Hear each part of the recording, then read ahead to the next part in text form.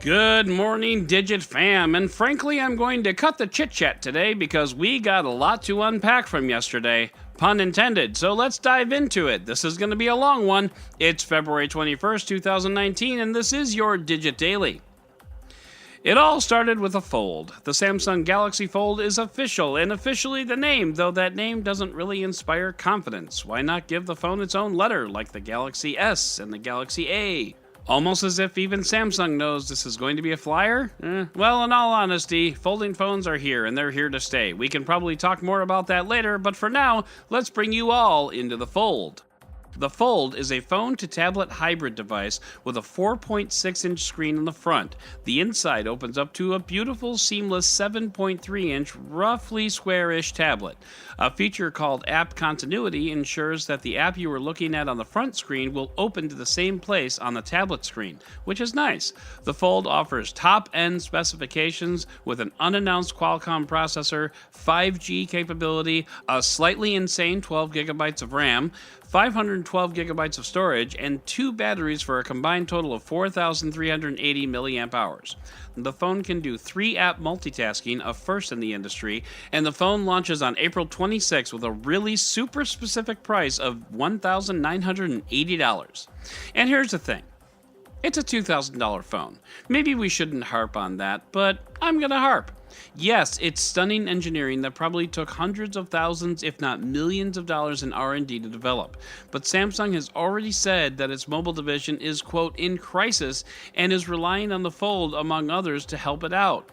It won't do that at $2,000. But hey, good luck to you, Samsung. I won't buy it. Nobody I know will buy it. This is the nichiest of all niche products, and at $2,000, you're not even trying to tempt normals into buying it. But that's not even my biggest problem with it. The phone doesn't fold flat. Like the FlexPi, although to be fair, this is much less pronounced, the folding mechanism isn't flat. There is an unsightly bulge on the hinge side, which in my opinion is just gross. Some people say that it can't fold flat, and I get that. But there are ways to make it look flat. Or if there aren't, then just don't do it in the first place. It looks bad. This is basically the Notch 2.0, which is to say that it's a clumsy workaround until a real solution can be found, which sucks. If you can't finish the race, don't line up at the starting line. It bugs me. But I really don't have time to talk about how much it bugs me, so we're going to have to move on.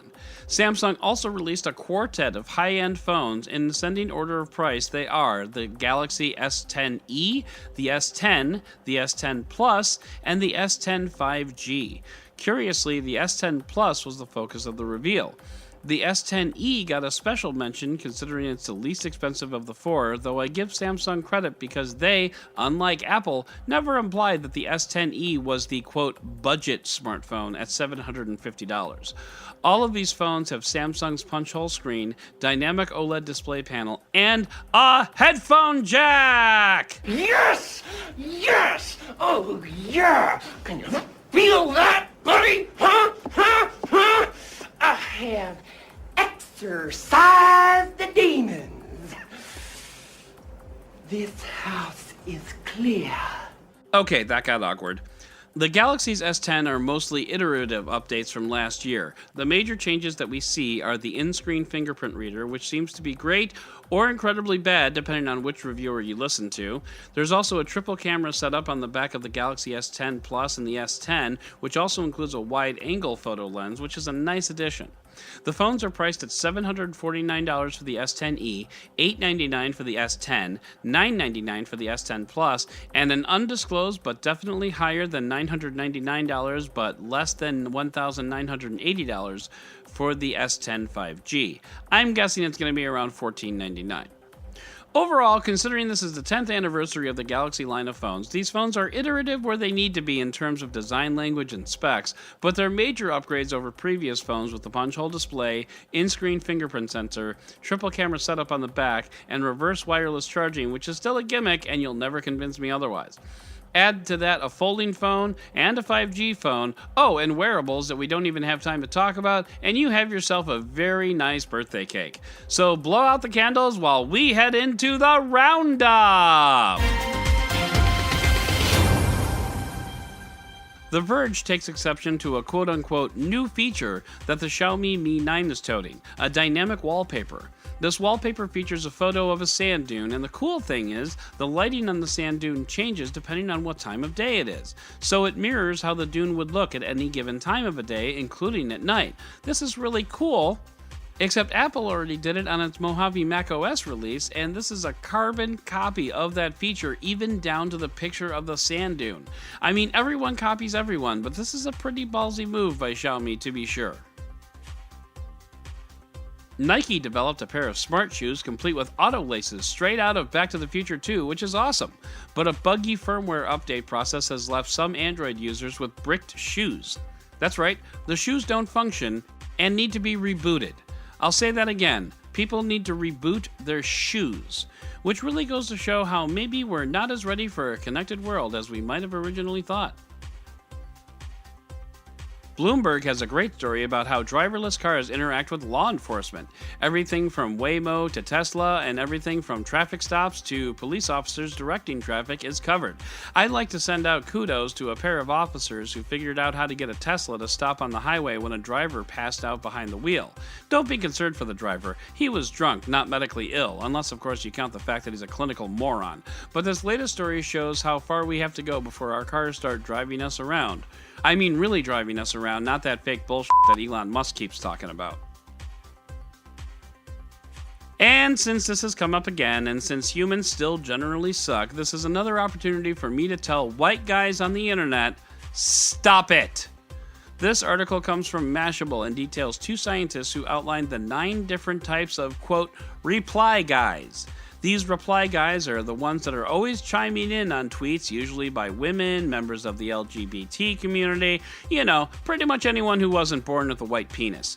This article even delves into how some women won't block these reply guys, rather they'll mute them because they don't want to anger them, because white guys are assholes. Right now, the only angry person is me, because all these reply guys should be taken outside, shot in the stomach, and left on a fire anthill to bleed out. Israel is looking to become the 4th country to land a craft on the surface of the moon and the first privately funded expedition besides. There's a lot to digest here. First, I don't necessarily think of Israel as a solid contender in the space race. I mean, I should, but Israel is not a country that comes to mind when I think about space exploration, and that's totally my bad. Second, this is privately funded. Third, we're going to the moon again, which is awesome. And finally, this is a mission that will ultimately cost under £100 million, which is significant since most other missions to the moon have cost in the hundreds of millions of dollars. So overall, good on you, Israel. And finally, Sweden, God bless Sweden, is looking to become completely cashless. Now, just some background. I haven't carried cash on my person since late 2015. I'm all in on the cashless train. Hell, I wouldn't even carry a wallet if I didn't have to. So Sweden going completely cashless by 2023, largely through the use of an app developed by Swedish Bank, is near and dear to my heart. Currently, 80% of transactions in Sweden are cashless, and they want to button up that last 20%, and I could talk about this for days. But the most interesting part of this article talks about children growing up without cash. Quote, some of them are going to see printed money only through photos, videos, and museums. And that's when it hits you, folks. It's about to get real. So that is going to do it for today's Digit Daily. If you'd like to learn more about any of these stories, check out the links in the show notes and subscribe to our daily newsletter on digit.com. And if you like what you heard, subscribe and leave a review on your favorite podcast player. Once again, I'm Adam Dowd, Dead Technology on Twitter, and we'll talk again tomorrow.